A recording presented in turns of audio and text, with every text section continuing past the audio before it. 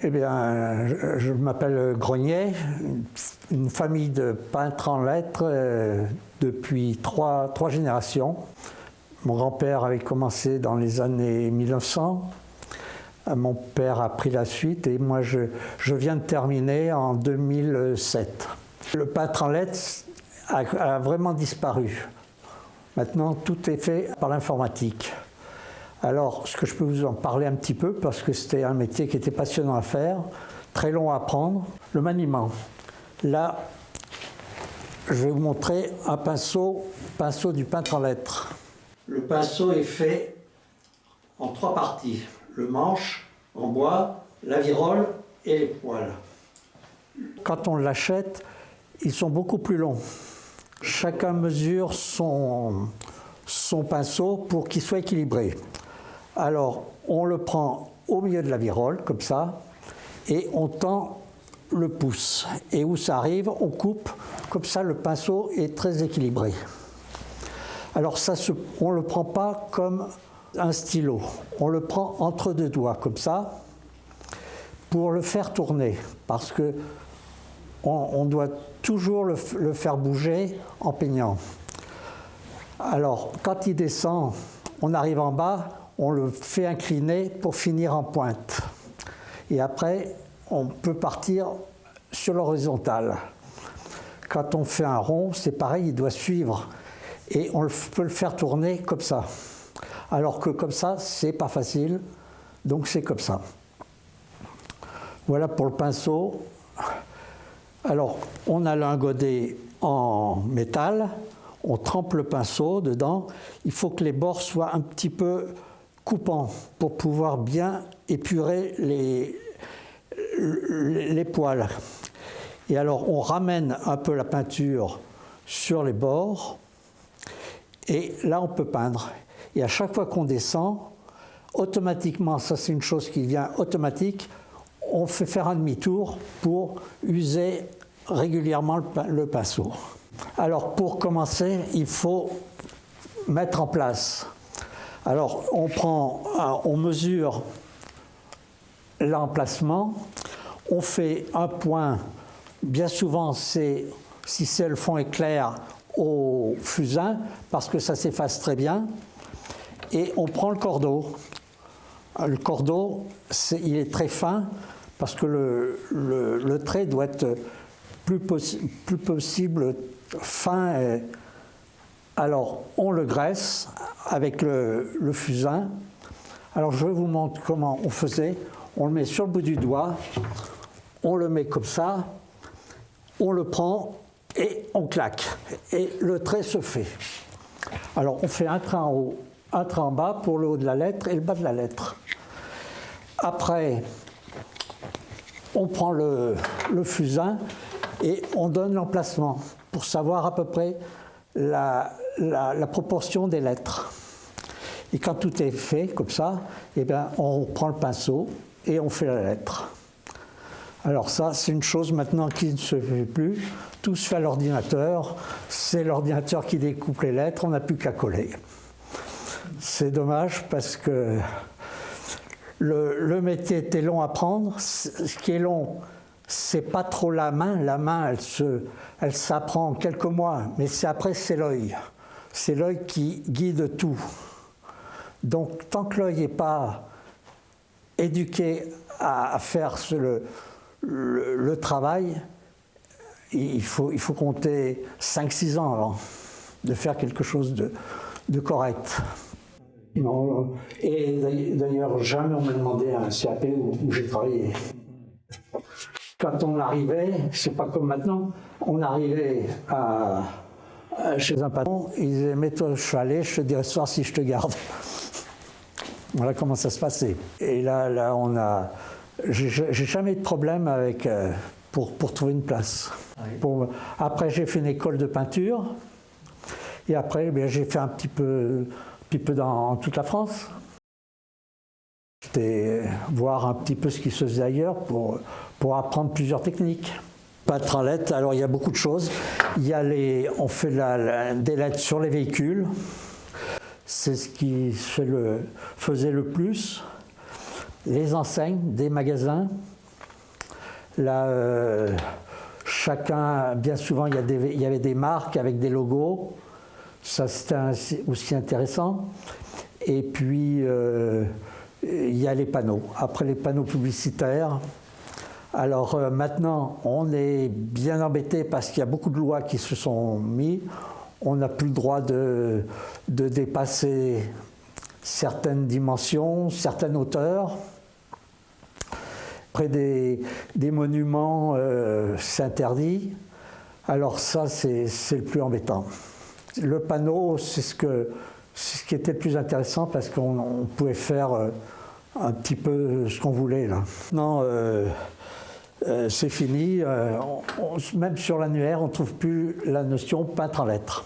Et oui, parce que maintenant, tout est fait à l'ordinateur, même les dessins, tout se fait.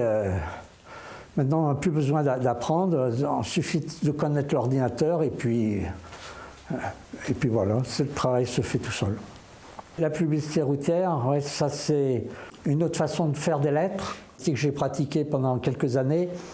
Un métier qui a complètement disparu, puisque maintenant il y a des associations en France, à l'étranger, qui photographient le restant des publicités. Elles sont passées, mais c'est le patrimoine français, et ils refont des livres. Et dans le monde entier, c'est recherché, ça. Alors, c'est arrêté dans les années 70, à peu près.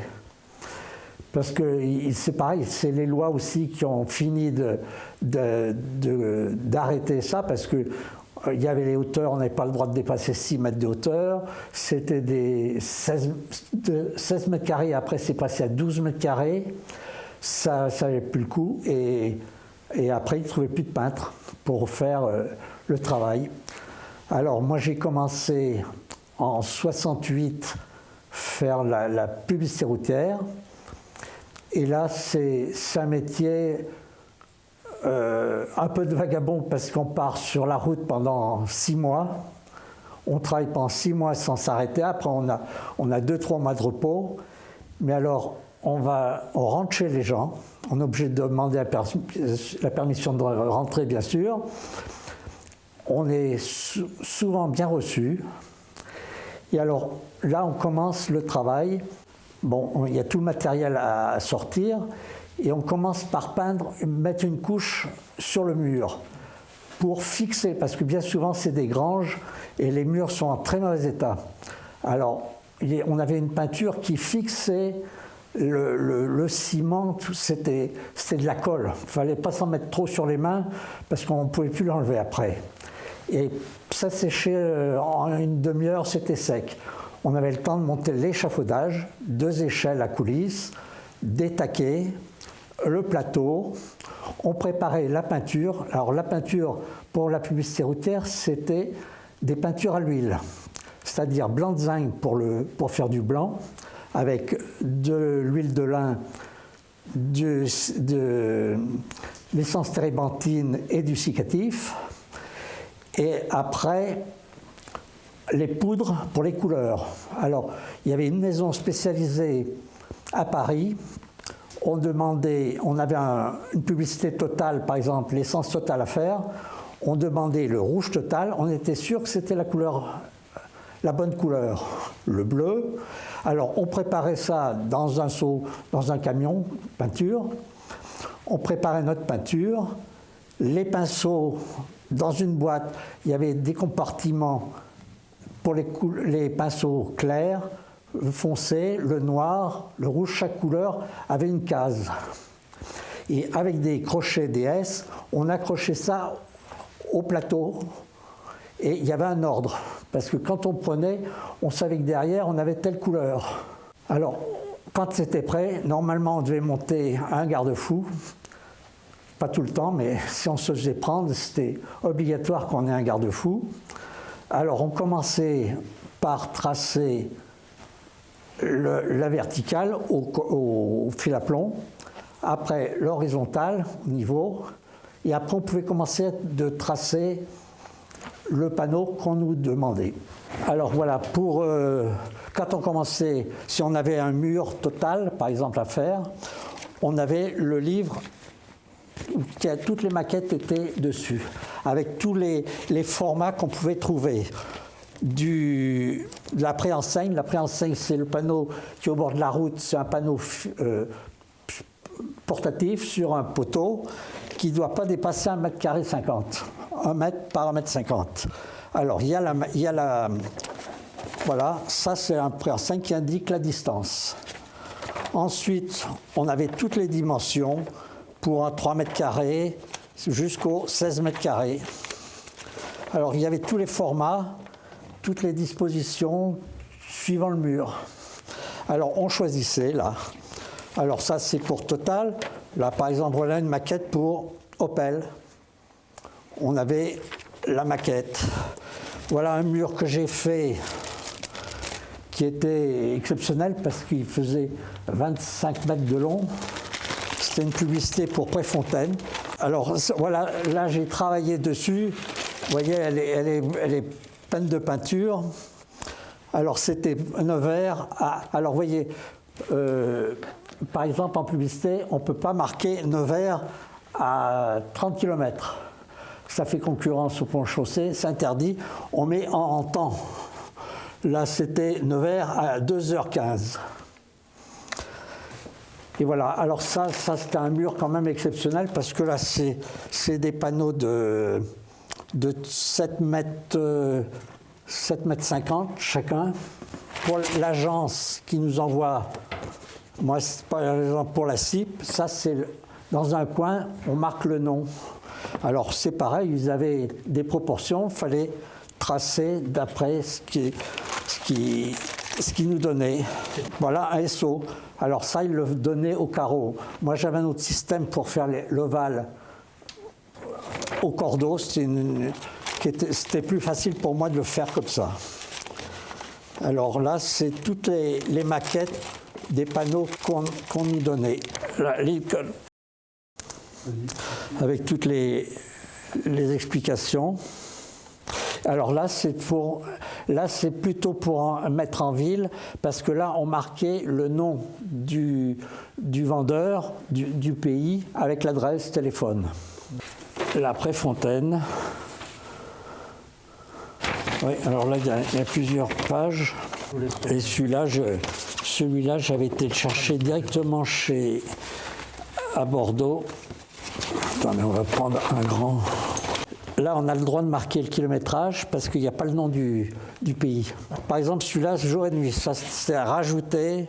C'est mon père qui l'a fait ça pour ça. Et ça existe toujours.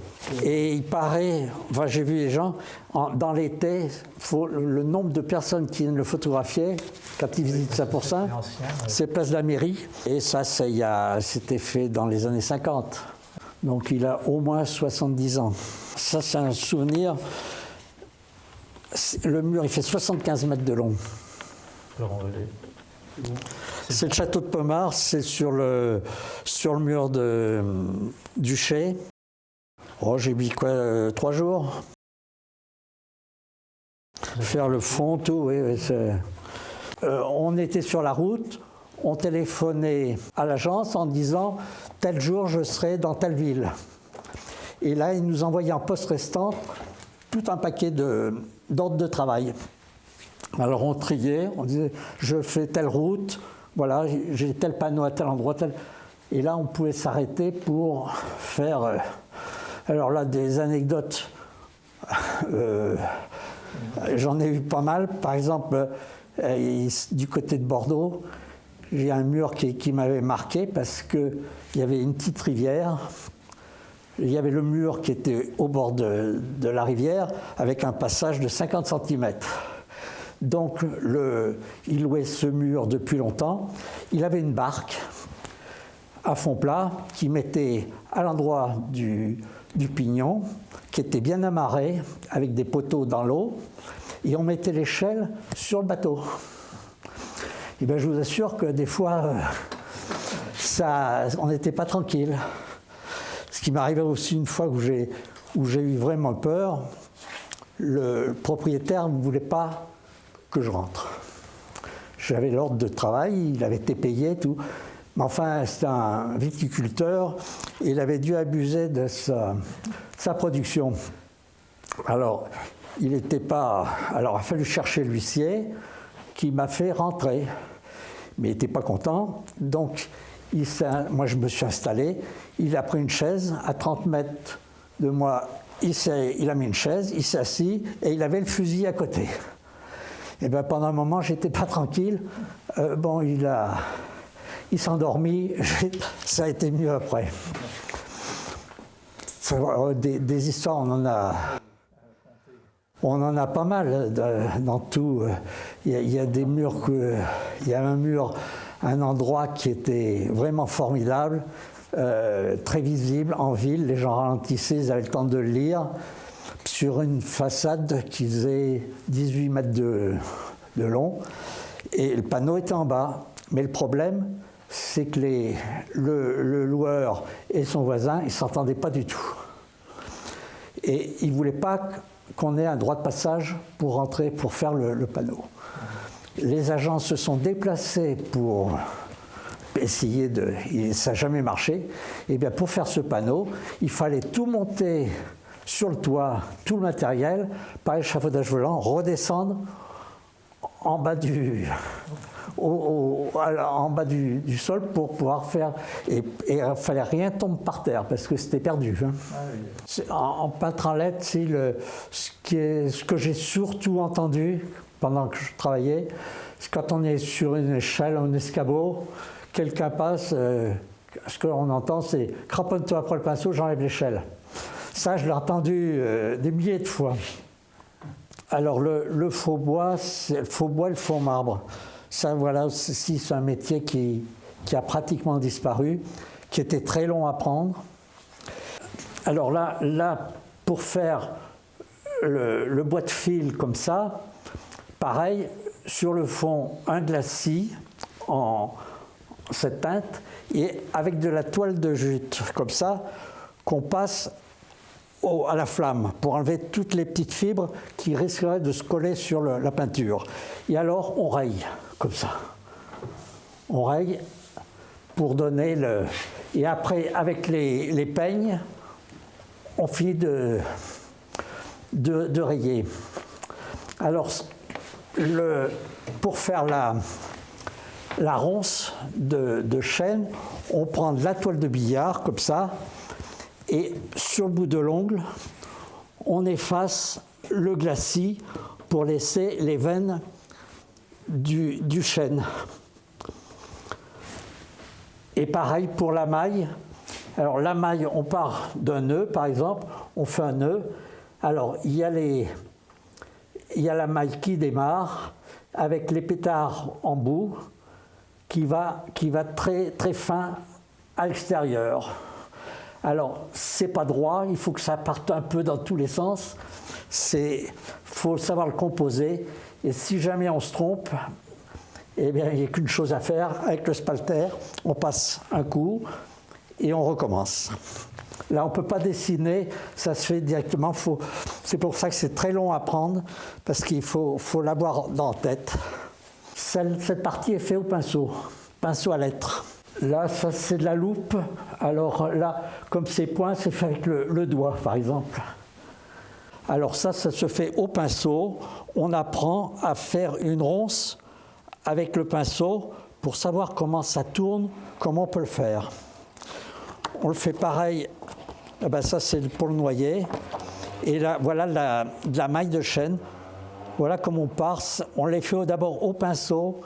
Alors, pour donner la fibre du bois, on prend la queue à battre, cette partie-là, et qui sert à taper pour donner le grain dans le bois. Ça, c'est un peigne pour aller avec la queue de morue, là. C'est pour faire, par exemple, pour le noyer, la ronce. On prend la peinture sur le pinceau, et avec le peigne dessus, on tape dessus pour que ça fasse des mèches au pinceau. Et alors après, on peut faire la ronce de noyer. Ça, c'est tout, l'espaltère, c'est pour lisser. Alors ça, c'est le 2 mèches. Il y a le 2 mèches, il y a le 3 mèches. Alors ça, c'est pour faire des marbres. On prend sur la palette, on met les couleurs, par exemple le Portor, le marbre italien. C'est un fond noir avec des veines blanches, jaunes, vertes. Il y a plusieurs couleurs dedans. Alors sur chaque mèche, on prend un peu de couleurs différentes et en faisant le dessin de l'infiltration, on laisse la couleur qu'il faut. Alors, moins on appuie, le trait est très fin, et plus on écrase, on arrive à faire des grosses parties. Ça, c'est des peignes pour faire, dans le chêne, le fil de bois. On passe suivant l'emplacement, la largeur où on doit rayer. Il y a plusieurs largeurs de... Là, je voudrais vous signaler ce rouleau. Un rouleau qui est, je pense, pas unique, mais maintenant, vu l'état, il doit être unique. Et j'ai fait des recherches, on ne le trouve nulle part. C'est un rouleau en poil de poulain. Ça servait au début, quand la laque est sortie, en grande surface, au pinceau, c'était très difficile à passer. Donc, le peintre passait au pinceau en croisant, et après, il lissait avec ce rouleau. Alors, ce qu'il a, c'est qu'il a des grands poils, et on peut lisser que dans un sens. Sinon, dans l'autre sens, les poils se relèvent. Mais alors, on faisait une très belle laque, c'était uni, c'était bien. Et alors, il est en bon état parce que la mousse est encore très douce, et le poil, il y a quelques endroits où c'est parti, mais c'est un rouleau qui a 70 ans. Il a très peu servi, il a servi 2 ou 3 fois, parce qu'il fallait 10 litres d'essence pour le nettoyer. Et celui-là, c'est pour faire, c'est une veinette, c'est pour faire les petites veines de certains marbres. Alors ça, c'est le pistolet, il manque le bocal, là. Il y a un bocal et ça, c'était pour faire des ombres. Par exemple, aux lettres, on faisait des grandes lettres et on faisait une ombre, et ça se faisait avec ce pistolet parce qu'il avait un jet qui n'était pas très large. Et alors, quand on voulait faire quelque chose encore de plus fin, il y a l'aérographe, là, c'est comme un stylo. Alors lui, il peut faire des traits d'1 millimètre. En décoration, on peut s'en servir pour rehausser faire des petits dégradés. C'est très... Enfin, il y a un moment pour apprendre à s'en servir. Il y a l'or, avec le coussinet, là, pour couper l'or. On coupe l'or là-dedans, mais vous voyez, ça fait des années que ça n'a pas servi. C'est parchemin, ça. Et alors, on met la feuille d'or dessus, sur le tapis, et avec le couteau, on coupe, et on prend l'or, avec ça, on passe dans les cheveux pour prendre, et on la met, et l'or se colle dessus. Et après, on le pose sur la miction qu'on vient de passer pour le coller. Et après, pour que ça rentre partout, il y a des petits... Alors, dans les creux, on le pousse, l'or, pour qu'il adhère bien sur les parties plates, comme ça. Alors, il y a de l'or libre. Ça, il faut le tapis pour pouvoir le prendre, ou alors l'or qui est déjà collé.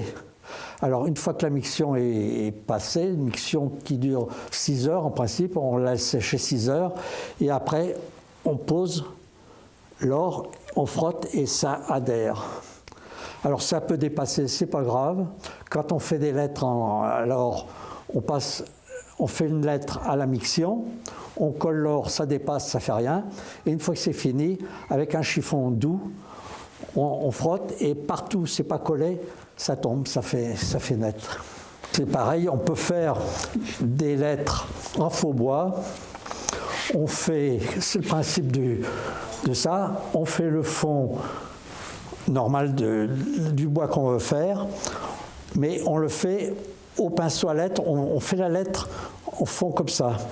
Et après, alors là c'est de la peinture à la bière, on prend de la bière et de la poudre foncée comme ça, qu'on mélange, on en passe partout, et on fait le bois de fil, bien souvent c'est du bois de fil, même si ça dépasse, c'est pas grave. Quand c'est sec, on vernit, et après avec une éponge, on passe partout, il reste que la lettre, et ça fait une lettre en faux bois. Voilà. Alors voilà un modèle de lettre en or, en sous-vert. La lettre est faite à l'envers, derrière une glace, et on passe une miction spéciale pour sous-vert, et après on colle l'or. Et après, c'est après qu'on fait soit une ombre ou une épaisseur, comme ici, une épaisseur de ton vert, et quand tout est sec, on fait le fond marron, ça, les lettres sortent. Ça c'est pareil, c'est vieux ça. On voyait une enseigne, on disait tiens ça c'est tel peintre, parce qu'il avait une façon de faire ses lettres. Un R par exemple, la barre elle montait, elle descendait plus bas, la barre du milieu, le haut, était plus haute ou plus bas. Un client il disait ah j'aime bien ce qu'il fait lui, je vais le prendre lui. Maintenant tout est fait pareil. C'est toutes des polices qui viennent du même endroit, et alors vous allez chez l'un ou l'autre, ça sera le même genre de lettres. Maintenant que je suis à la retraite, je m'amuse à faire des anciennes publicités. Par exemple, là, j'ai retrouvé une publicité Michelin qui date de 1898. Vous voyez, Michelin était écrit comme ça à l'époque. Là, j'ai refait, vous voyez, le bonhomme est tout fait à la main. Voilà, j'ai fait un Perrier. Voilà, j'ai fait ce meuble. Là, j'ai fait un meuble, j'ai trouvé un meuble comme ça à acheter.